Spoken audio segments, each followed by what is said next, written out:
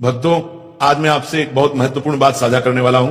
रोज की पूजा में हमें कौन सी आरती करनी चाहिए? यह सवाल लगभग हर घर की माता बहन के मन में कभी न कभी जरूर उठता है, क्योंकि हर इंसान चाहता है कि उसकी पूजा पूरी तरह सही हो, भगवान उसकी भक्ति को स्वीकार करें और घर में सुख शांति बनी रहे। भक्तों, घर में पूजा करना कोई साधारण काम नहीं है। ये केवल दिया जलाने या घंटे बजाने का नाम नहीं है। पूजा वह माध्यम है जिसके जरिए हम भगवान से जुड़ते हैं, अपनी मन की बातें उनसे कहते हैं और उनसे आशीर्वाद मांगते हैं। इसी कारण यह जानना बहुत जरूरी है कि रोज की पूजा में कौन सी आरती करनी चाहिए, कौन सा नियम अपनाना चाहिए और कौन सी छोटी छोटी गलतियां हमें नहीं करनी चाहिए। आजकल की भागदौड़ भरी जिंदगी में हमारी माता बहनें ही सबसे ज्यादा नियमित पूजा करती हैं। सुबह उठकर घर का काम, बच्चों की देखभाल, खाना पीना, इन सब कामों के बीच भी वे पूजा अर्चना के लिए समय निकालती हैं। ऐसी श्रद्धा और प्रेम को भगवान जरूर स्वीकार करते हैं।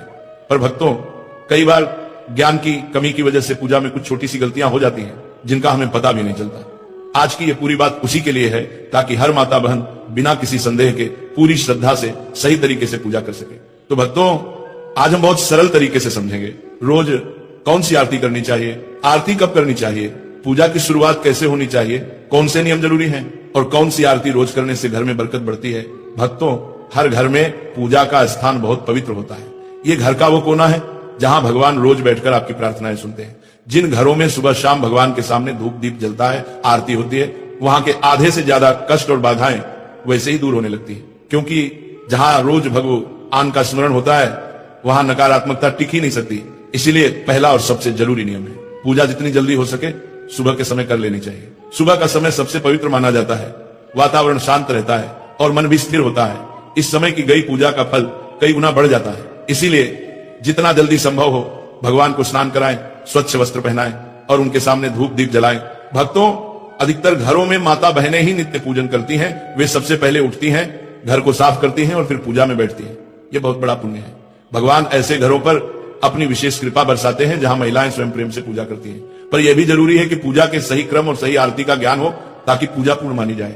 अब भक्तों, आगे हम विस्तार से समझेंगे प्रतिदिन की पूजा में कौन सी आरती करनी चाहिए और क्यों करनी चाहिए, ताकि भगवान प्रसन्न हो और आपके घर में सुख शांति समृद्धि और मंगल का वास बना रहे।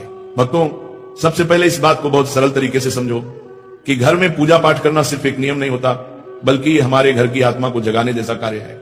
हर घर में माताएं और बहनें बहुत श्रद्धा से ये जिम्मेदारी निभाती हैं और कई घरों में पुरुष भी पूरी निष्ठा से भगवान की पूजा करते हैं। लेकिन पूजन का सही फल तभी मिलता है जब हम इसे समय पर सच्चे मन से और शुद्ध तरीके से करें। सुबह की पूजा कोई भारी काम नहीं है, केवल एक साधारण सा नियम याद रखना है। सुबह 7 बजे से 8 बजे के बीच पूजा पूरा कर लेना चाहिए। इस समय की गई पूजा घर में शांति सुख और बरकत को स्थिर करती है और भगवान का आशीर्वाद समय पर प्राप्त होता है। अब भक्तों, शाम की पूजा का महत्व और भी अधिक है। जब सूरज ढलने लगता है और घर में हल्की हल्की सांझ उतरती है, उसे ही प्रदोष काल कहा जाता है। शास्त्रों में साफ लिखा गया है कि अंधेरा होने से पहले घर में दीपक अवश्य जल जाना चाहिए। अगर अंधेरा फैल जाए और दीपक न जले तो नकारात्मक ऊर्जा घर में जगह बना लेती है। लेकिन प्रदोष काल में मंदिर में और घर की चौखट पर दीपक जला देने से घर में देवताओं का आशीर्वाद स्थिर हो जाता है, कष्ट हल्के पड़ने लगते हैं और मन में एक अनोखी शांति उतर आती है। भक्तों, पूजा का दूसरा महत्वपूर्ण नियम है कि पूजा हमेशा स्नान करके और साफ कपड़े पहनकर ही करनी चाहिए। कई बार लोग जल्दबाजी में बिना स्नान किए भगवान को छू लेते हैं या पूजा शुरू कर देते हैं, लेकिन शास्त्रों में स्पष्ट रूप से मना किया गया है। भगवान को पिता के समान माना जाता है, इसलिए उनके सामने स्वच्छ और पवित्र होकर ही जाना चाहिए। अब बात आती है उस बड़े प्रश्न की जो अधिकांश माताएं बहनें पूछती हैं, प्रतिदिन किन देवी देवताओं की पूजा करनी चाहिए। भक्तों, शास्त्रों में पंचदेवों की पूजा को सर्वोत्तम बताया गया है। इन पंचदेवों में भगवान गणेश, सूर्य देव, भगवान विष्णु, माता लक्ष्मी और भगवान शंकर शामिल हैं। इनकी प्रतिदिन पूजा करने से घर में सुख समृद्धि सुरक्षा धन बुद्धि और शांति के द्वार खुल जाते हैं। कई माताएं यह भी पूछती हैं कि क्या सोमवार को शिव जी, मंगलवार को हनुमान जी, बुधवार को गणेश जी, अलग अलग दिन अलग अलग देवताओं की पूजा करनी चाहिए। भक्तों, यह तरीका गलत नहीं है, लेकिन इसे दैनिक पूजा का नियम नहीं बनाना चाहिए। अगर आपने कोई उपवास रखा है, जैसे मंगलवार का, गुरुवार का या किसी अन्य दिन का, तो उस दिन उस देवता की विशेष पूजा कर सकते हैं।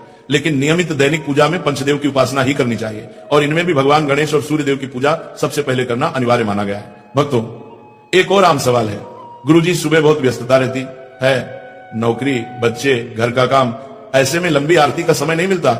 तो इसका सीधा और सरल समाधान है, यदि समय कम हो तो भी पूजा को कभी छोड़ना नहीं है। स्नान करके मंदिर में घी या तेल का दीपक जला दें, धूप या अगरबत्ती लगा दें और मन से भगवान को प्रणाम कर लें।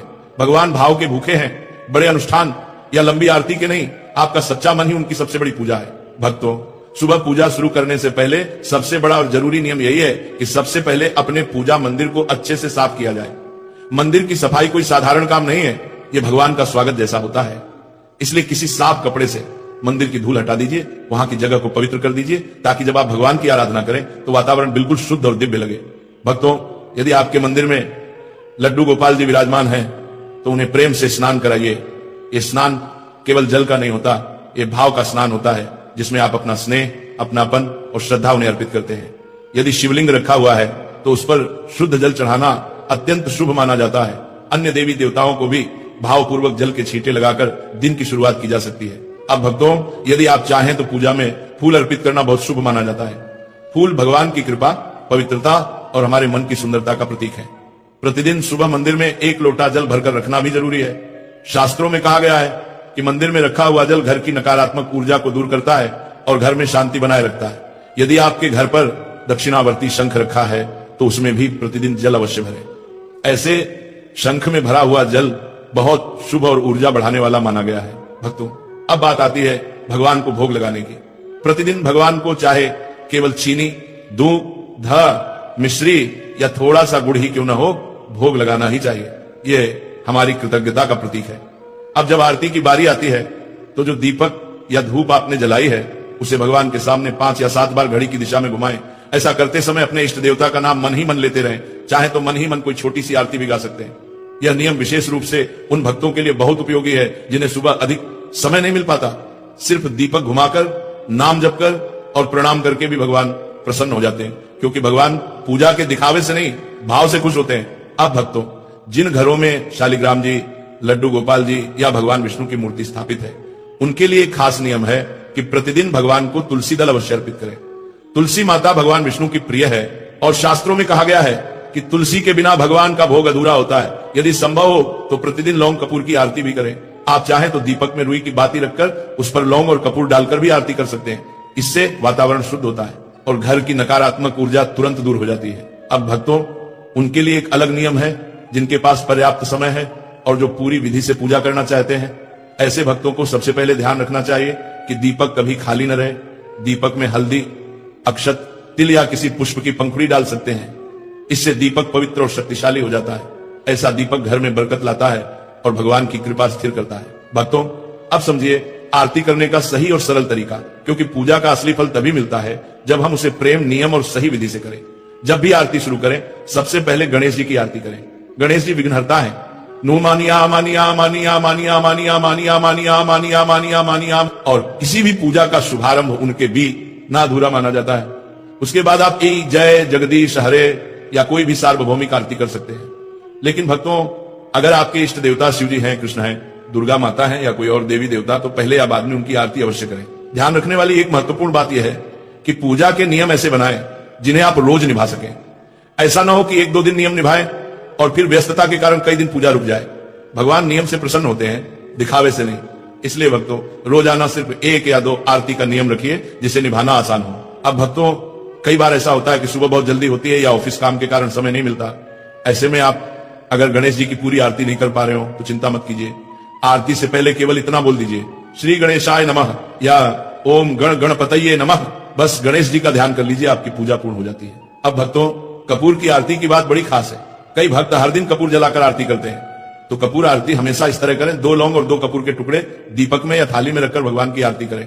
लौंग कपूर जलाने से घर की नकारात्मक ऊर्जा तुरंत खत्म होती है, वातावरण शुद्ध होता है और देवी देवता अत्यंत प्रसन्न होते हैं। शास्त्रों में कहा गया है कि कपूर जलाना घर की बुरी शक्ति को भस्म कर देता है और सकारात्मकता कई गुना बढ़ जाती है। कपूर आरती के बाद ये पवित्र मंत्र अवश्य बोले, कर्पूर गौरम करुणावतारम संसार सारम भुजगेंद्र हारम सदा वसंतम हृदय अरविंदे भवम वाणी सहितम नमामि। ये मंत्र बहुत शक्तिशाली है और इससे सभी देवी देवताओं की आरती पूर्ण मानी जाती है। इसके बाद आरती को थोड़ा ठंडा कर लें। फिर भक्तों, 3 बार आरती को अपने ऊपर से उतार कर ग्रहण करें। इससे भगवान का आशीर्वाद सीधे आपके जीवन में प्रवेश करता है। अब एक और जरूरी बात, आरती हमेशा आसन पर बैठकर करें। कभी भी सीधे जमीन पर खड़े होकर आरती नहीं करनी चाहिए। आपके सिर पर कपड़ा भी होना चाहिए। ये पूजा की पवित्रता बढ़ाता है। भगवान को आरती देने के बाद अपने सर से आरती जरूर ले और फिर उस लौंग कपूर की सुगंध को पूरे घर में घुमा दीजिए। इससे घर से बुरी नजर, रोग दोष और नकारात्मक ऊर्जा दूर हो जाती है। अगर आप पूजा में चालीसा पाठ या मंत्र जाप करते हैं तो पहले वो कीजिए, और आरती हमेशा अंत में की जाती है, यह नियम याद रखें। आरती के साथ भगवान के सामने थोड़ा भोग और एक लोटा जल जरूर होना चाहिए। यह पूजा को पूर्णता देता है।